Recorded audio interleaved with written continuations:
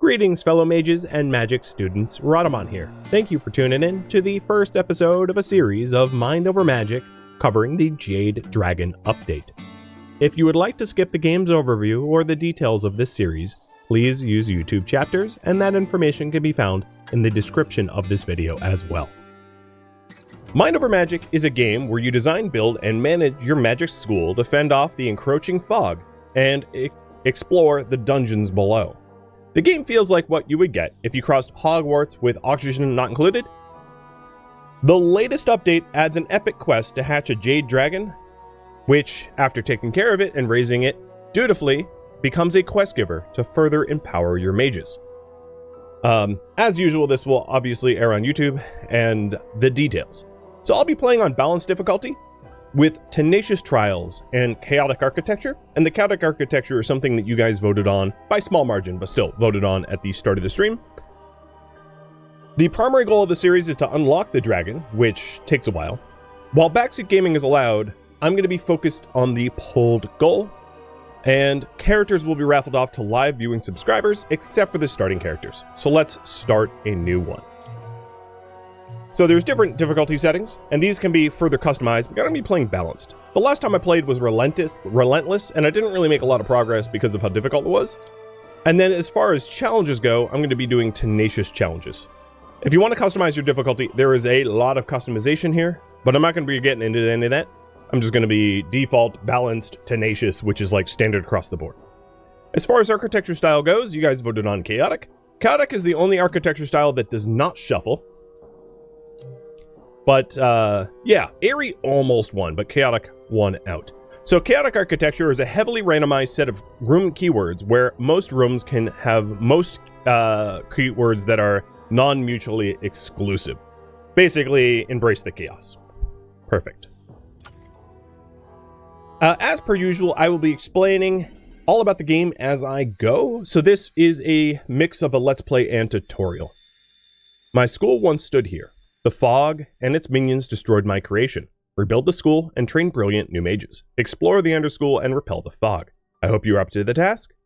Though my body is gone, my spirit will serve you faithfully. Alright. This is going to be the Citadel of Chaos. And as far as the starting staff, I basically have one way I will like to play for the starting staff. So I like a lightning mage, because lightning mages can summon gifted students, which makes your future mages stronger.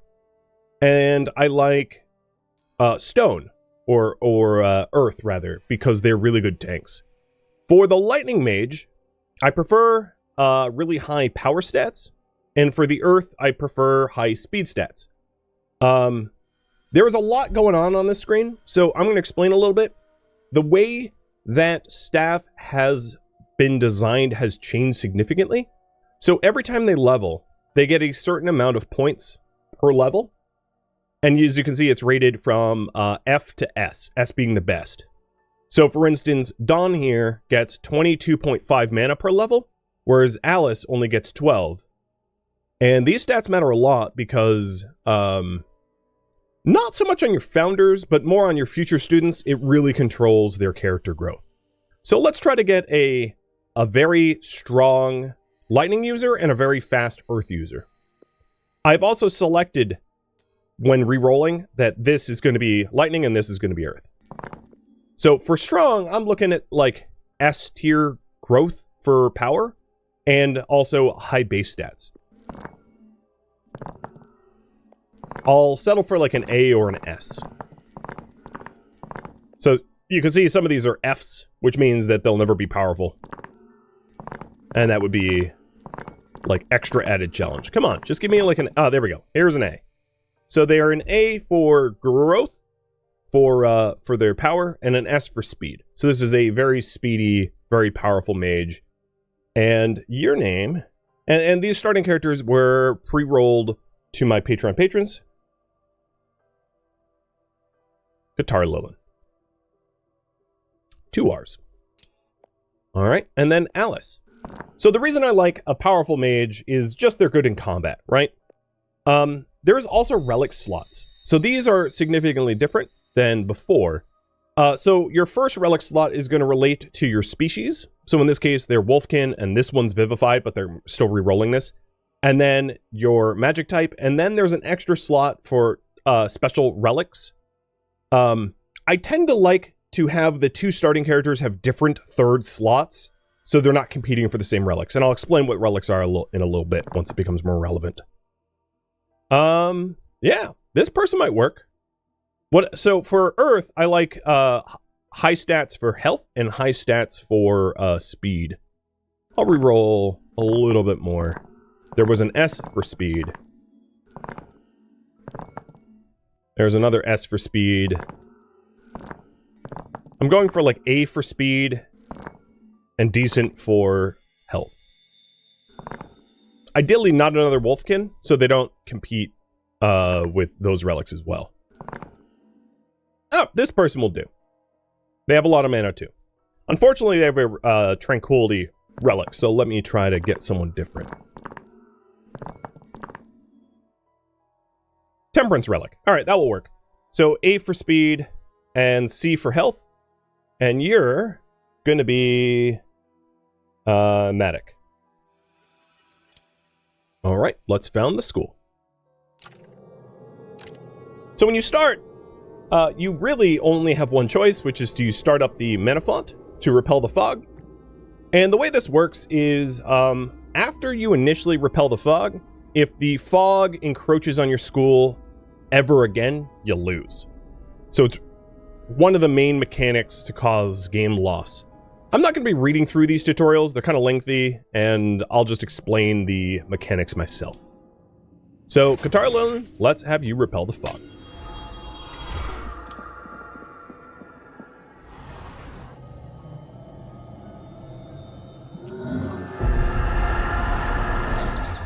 Alright, and then we have this founder, and you are going to be Moxie. Perfect. So the founder is a unique character in that they can't die, they don't sleep, they can't fight. They're basically like an automaton. They're basically like a robot that works without needs or anything like that. All your other people will have needs and moods and everything. Now, before I go any further, I haven't ever played chaotic architecture style, so I actually need to figure out some of the building restrictions and mechanics right from the get-go. So I'll be explaining the rooms specifically. So in this game, you're building rooms. You're building classrooms, bedrooms, dining rooms, etc., etc. And in order to have the rooms count as rooms, they have to fulfill the requirements. So like a basic classroom really only has to have a learning stone and not like other stuff in it. Pretty straightforward. Now on the chaotic architecture style, I am looking for any modifiers that are really tricky to deal with. I don't see any for bedrooms. The austere bedrooms, the basic bedrooms, need to be grounded, which means they need to be on the bottom floor. But I can just go for regular bedrooms, which need to be private. That's really easy to deal with. And none of these modifiers look particularly difficult. For classrooms, I don't really care about anything past advanced classroom. All the classrooms over here on the right, past advanced classroom, are like way, way, way late game. It looks like the Windy Pinnacle needs to be grounded. Grounded is kind of the hardest to deal with because there's a very limited amount of real estate on your bottom floor. Whereas like skewed just means one wall has to be taller than the other, or private means it only has one point of entry, one door into it, so it can't be like a hallway throughway. Interior means it needs rooms all around it, basically like a room without exterior walls. Lofted means it needs to be tall. Pristine means it can't have negative luxury. Elevated means it can't have something built underneath it.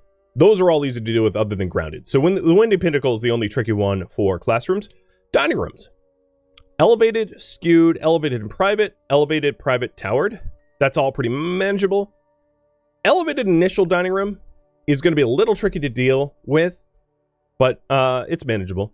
For workshops, the kitchen needs to be towered, the fine kitchen. So that's a tricky condition. Towered means it can't have stuff left, right, or above, so it needs like a buffer zone around it. So that's a little harder to deal with. And I'm looking through these so that when I'm designing the school, I don't like hit a dead end. Oh, so here's a dead end. Conservatory. So the conservatory is the only way for staff to recreate, and it needs to be grounded and lofted. Grounded means it has to be on the bottom floor, so it's really important to know that ahead of time, because students can recreate in common and house common rooms, and these don't have modifiers that are particularly tricky to deal with. But the conservatory, now I know that I need to leave space for a conservatory on the ground floor, which is important. Medical rooms, that's fine. That's not too hard. Also very interesting that the infirmary needs to be silent, which is no adjacent rec rooms, workshops, ritual rooms, or classrooms. But the hospital ward doesn't care. It just needs one door. Often, and it's because I have chaotic architecture style, often when they evolve, they just add a new modifier, but this just switches the modifiers entirely, which is interesting. Ritual room. The auditorium and Grey Hall need to be interior. That's actually surprisingly hard to do with. Usually I put my Great Halls on the bottom floor, but if they're grounded, they're not interior, because if they're grounded, if they're on the bottom floor, they don't have stuff below them. So that's actually interesting. Relic rooms. Oh, here's another big one. The archives need to be grounded too. That's a big restriction if I want a lot of archives. So that's good to know. And the dragon room is the same no matter what your modifiers are, as is the greenhouse. All right, cool. So now I know that if I want... So the big ones to know about was the conservatory, because that took me by surprise, a grounded conservatory. And I think that's probably the only one that was like, oh, wow, okay, glad I checked. All right. So the first thing I want to do is start collecting resources to build some basic facilities for our faculty. So there's a few different things I need to do. Work priorities.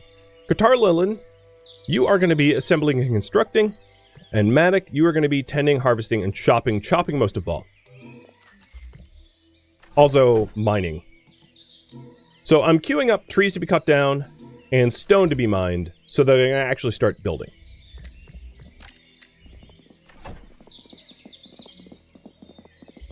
Now, before I start introducing students and all that, I actually need the facilities.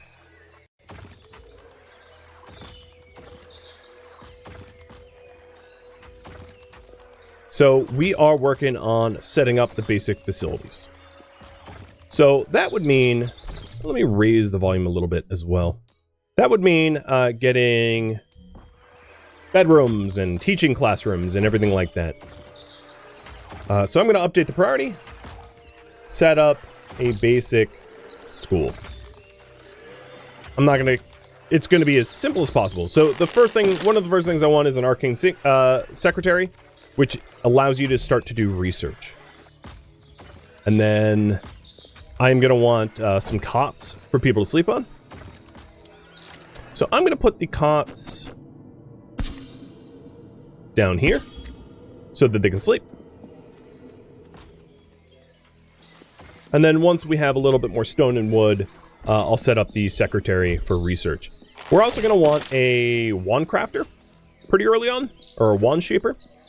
So a wand shaper allows you to make wands to summon new students with, because all of the combat in this game, you can have up to 4 combatants on your team. And right now I only have 2 people. I have Guitarlo and Matic, and that's obviously not enough, right? We would lose miserably if we got into combat fighting. So what I want to do is I want to, you know, at least bring in 2 new students.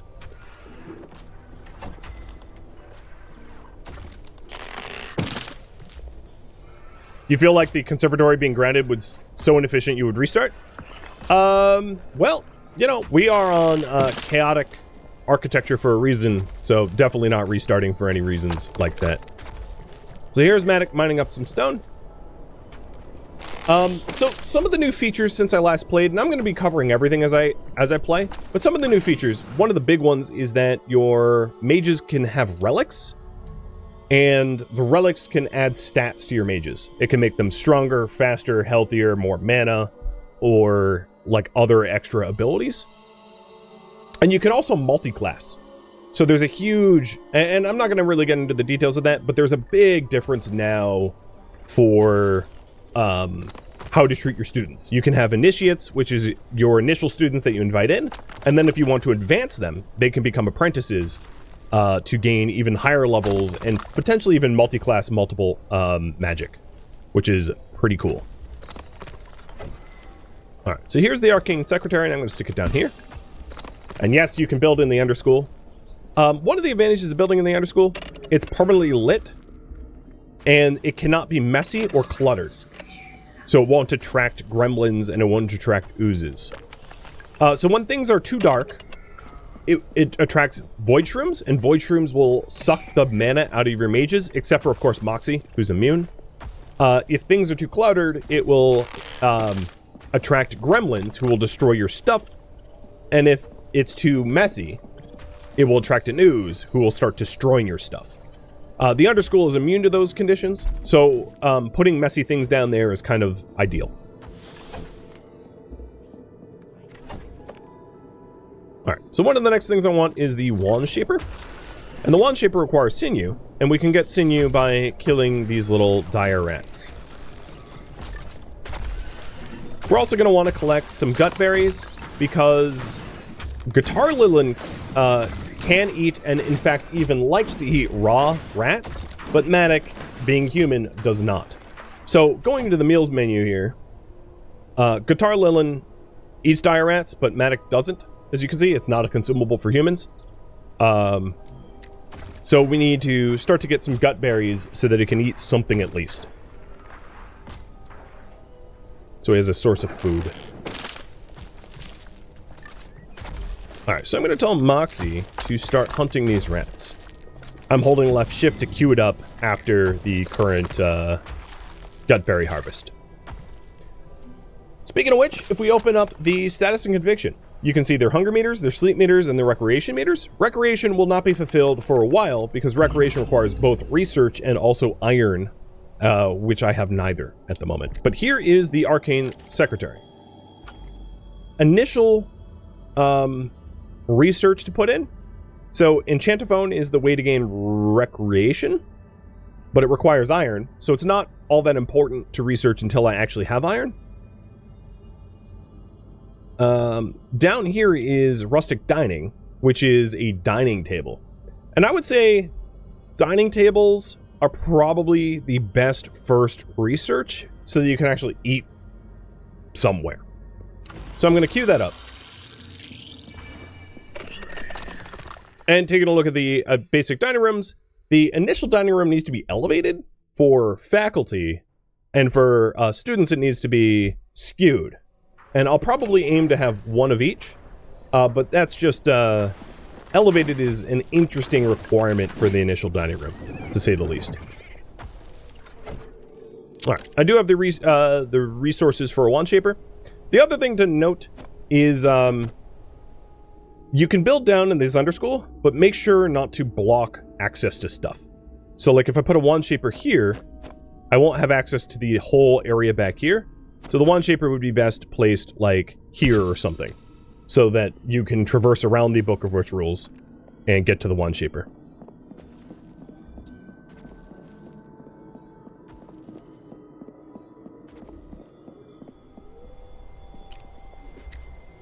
Alright, one of the next things I will want to build is a Learning Stone. A Learning Stone allows you to actually teach students, but I don't really want to set up a Learning Stone until I have some basic structures.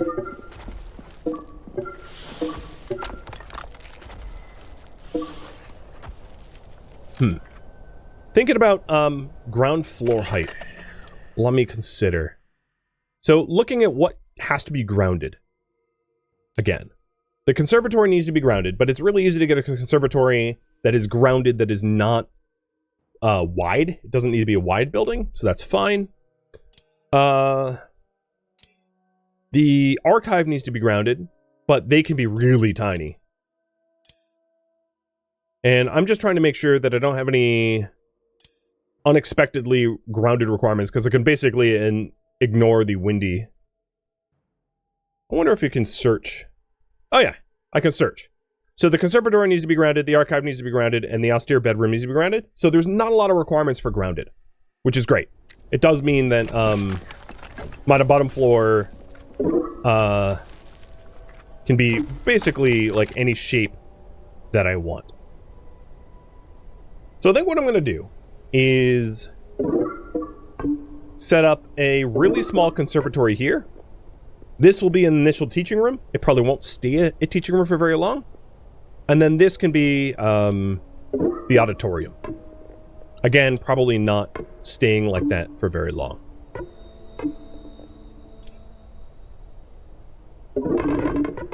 Okay, definitely don't have the stone for it, but these are the initial structures that I'm going to go for.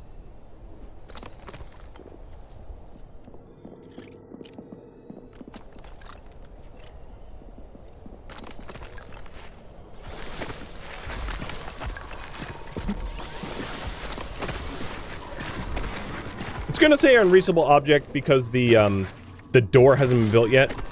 One of the advantages is you can't like lock yourself out. So if my two mages, and they require mana to do anything, they require mana to build, to mine, to harvest, all that.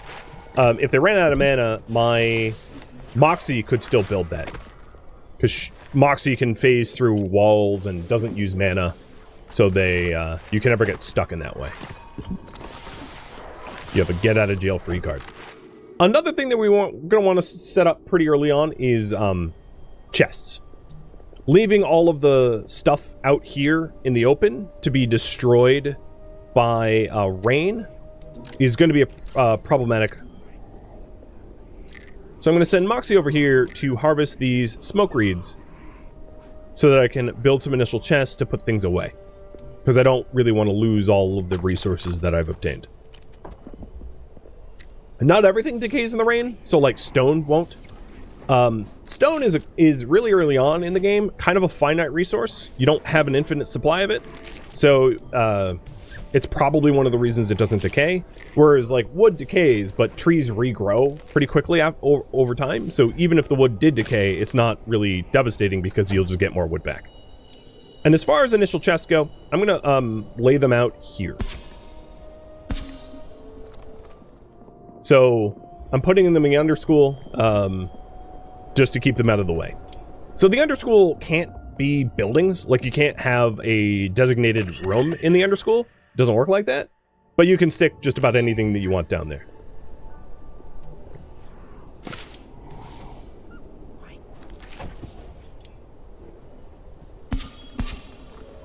I'm actually just going to build one, change the settings. Well, no, I can copy the settings. I guess that's fine.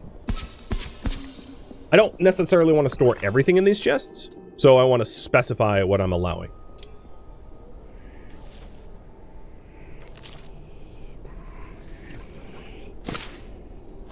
All right. So some additional thoughts. As far as designs go, it's really useful to have 2 points of access to any one room that doesn't have to be private. Basically what I'm saying is it's very helpful to have multiple staircases. Because if you only have one main staircase up and down your building, it's possible for certain events to block access and for people to get stranded or stuck. Whereas if you have double staircases, yes, it takes up a lot of floor space, but it prevents the possibility of stranding people during incursions and the like. So you'll generally see me opt for dual staircases, and both on the edges here.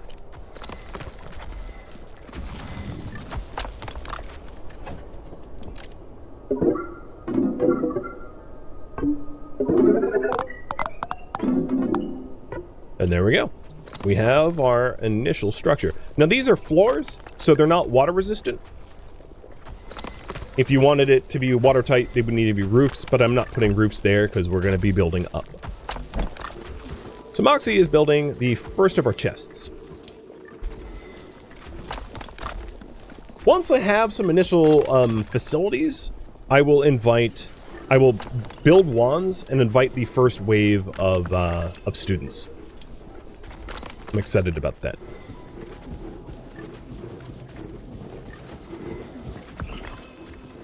Alright, so these chests here, I want them to store everything except for tree seeds.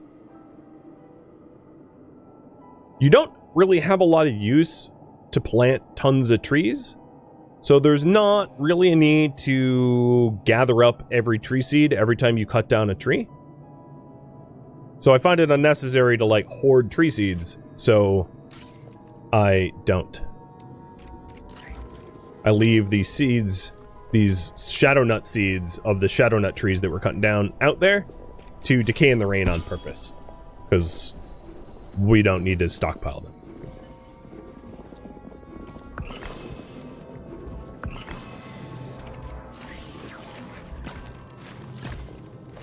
And making sure all 4 of the initial chests have the same settings. And then I can say copy with settings. So those 2 new chests will inherit the settings of the one I selected from.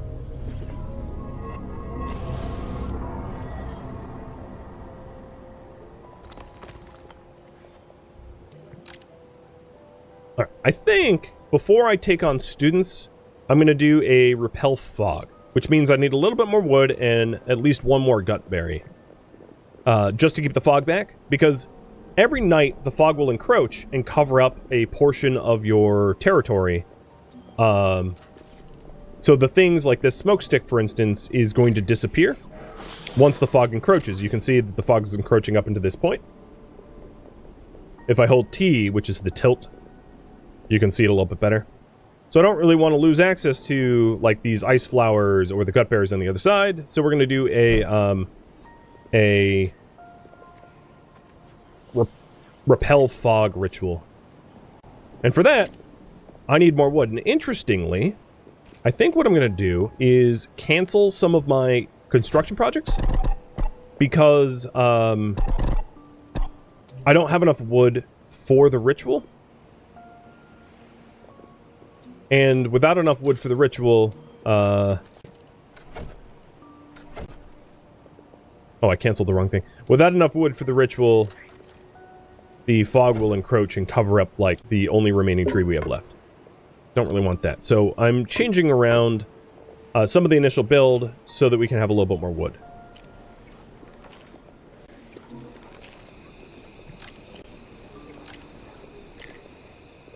You get full refunds for breaking things down, so if I really get desperate, I could, like, break the door down for wood. I don't know if this shadow sun tree is going to get covered up by the fog, but we're about to see.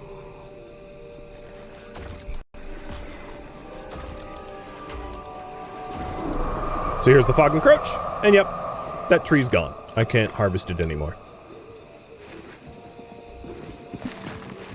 Alright, so if I had 1 more gut berry, I could repel the fog. So I'm having Moxie head up to this gut berry, grabbing the fog, and then I could do a repel fog. Sending all 3 of my faculty. And the repel strength is based upon their wand. And so we're only going to get a 30 repel strength here, which is pretty weak. But it will give us access to, like, additional trees and the like, allowing us to do some more building. Oh, and that tree just grew to 100% anyway.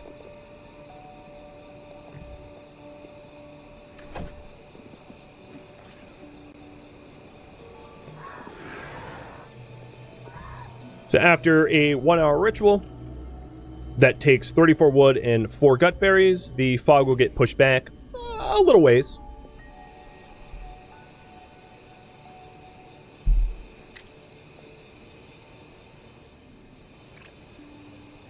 Matic also leveled up.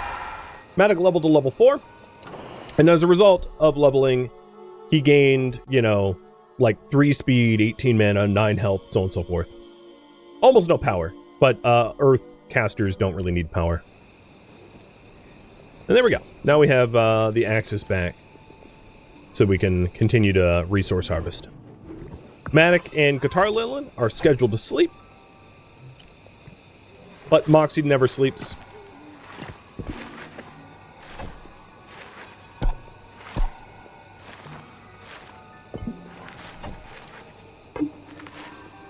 So, Moxie, I think I'm going to send you to chop down the trees near the edges so that I don't lose access to them again. And also maybe harvest these gut berries, because I'll be losing access to them as well. Now, when you involve students in your Repel Fog rituals, the Repel Fog ritual itself becomes a lot stronger. I just didn't want to invite students in just yet, because once you have students, they want to be trained to be better mages, and as a result of that desire for training, it will remove one of my faculty from being able to build. I feel like it's a little better to have like at least a bit of an initial structure before you start taking on students. Just my own opinion. Now there's a little bit of iron down here, this entrance ore. Oops, that's not what I meant to click. So this entrance ore will allow us to mine up a little bit for an enchantophone. For recreation as well. It'd be good for us to research both rustic dining, and then I'll queue up enchantophone after that. But I'm not going to prioritize research until at least a little bit more of the structure is done. Alright, Matic and Guitar Lilin prefer to share a bedroom with one another. This is one of their quirks. So if we open up the mage overlay, prefers sharing a bedroom with Matic. So if they share a bedroom together, they will get a positive boon, and they will also be upset if either one of them dies. If basically they're friends. If either one of them dies or leaves or retires.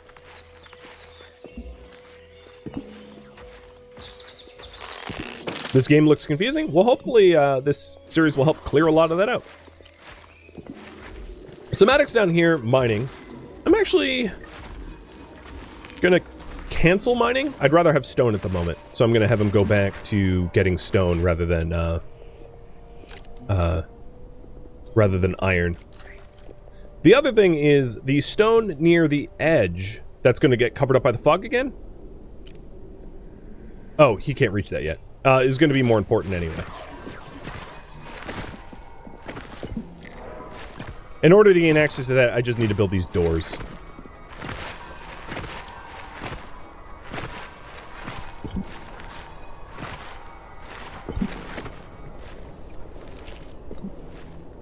Looking good.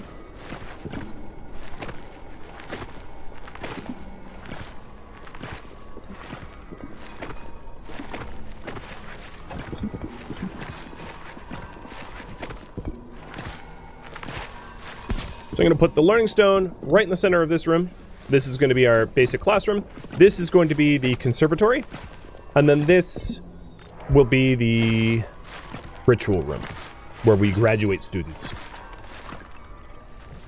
And everything will change over time as the desires and demands for real estate changes.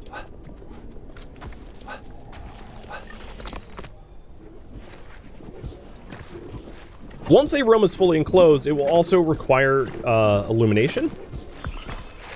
An unilluminated room, as I mentioned before, invites void shrooms, which harms your mages. So we're going to need to dedicate some resources to wall torches as well. Which, unfortunately, the initial wall torches are ugly.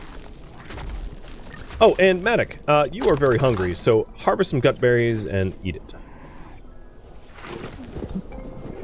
So here's the basic classroom. And if I hit F2, which is the lighting overlay, as you can see, this classroom is 23% lit. So I'm going to need some more torches in order to prevent it from spawning void shrooms. And if we open up the overlay, the more dark it is, the faster the void shrooms will spawn. So if it's like 49% lit, it will take a very long time for them to spawn. And anything above 50% prevents them from spawning. So we're aiming for 50% or higher. And for that I need some viscera, and you get viscera off of these dire rats.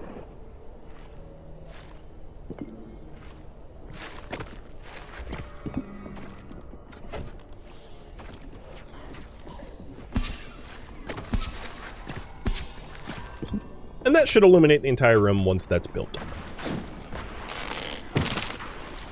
Is the Jade Dragon an enemy you fight or an ally? It's an ally.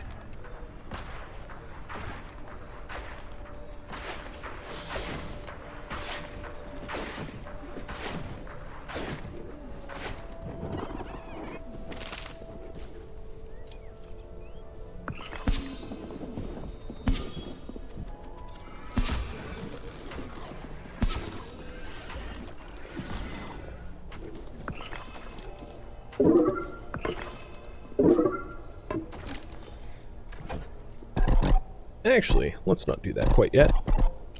I don't want to build walls without a plan. So now, the room is lit. 59%. No void shrooms will spawn.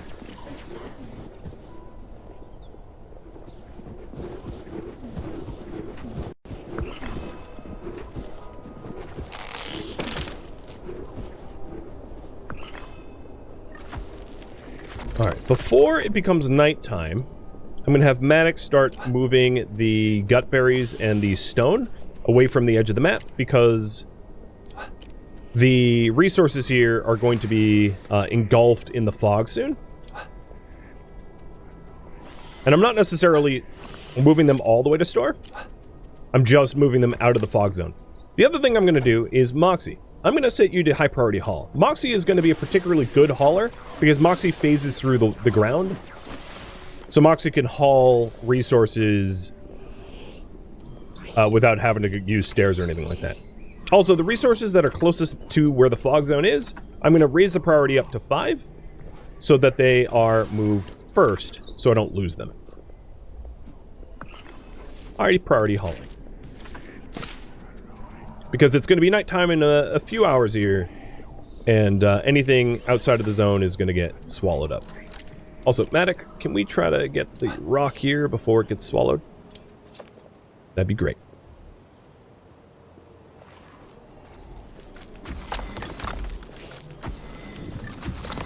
So, all actions require a certain school of magic. So, like, mining is earth magic. And if you open it up, fire magic would be fighting and hunting. Water magic is like alchemy. Dark magic is quilting like undead zombie helpers. Earth magic is harvesting and tending. Nature magic, earth magic is mining and building. Lightning magic is charging things and research. Air magic is assembling and construction. So, or assembly and what is the other one? Wand creation and things like that. And if you mouse over, no, actually it wasn't wand creation. Wrong creation is dark magic. If you mouse over it, it will tell you. So like alchemy, water, quilting, dark, mining, earth, hunting, fire. So, I'm having the mages work on their school of magics that they're like better at. And then Moxie here has just one across the board. Whereas like Guitar Lilin, as a lightning mage, has better lightning, a little bit of earth, and a little bit of air.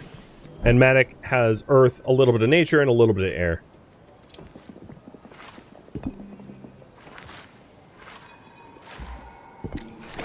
Alright, things are coming together.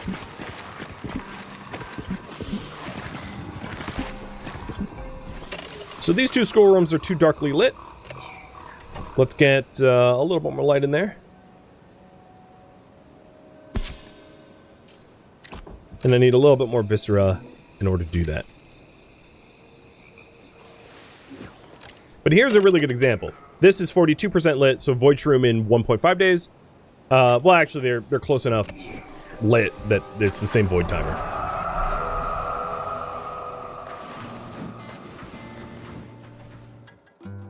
Thank you for tuning in to Mind Over Magic Jade Dragon, which originally streamed live on Twitch October 8th. If you have any feedback or questions for me, let me know in the comments below. If you would like to catch a live stream of mine, Rhadamant.com has my stream schedule and countdown timers to upcoming streams. If you would like to join my online gaming community on Discord, Rhadamant.com has a link to it, as does the description of this video. Thank you so very much for watching, and a special thank you to my Patreon patrons, Twitch subscribers, and viewers like you that support the channel and made it all the way to the credits. Thank you so very much. I hope to catch you next episode or an upcoming stream. Farewell, my fellow mages.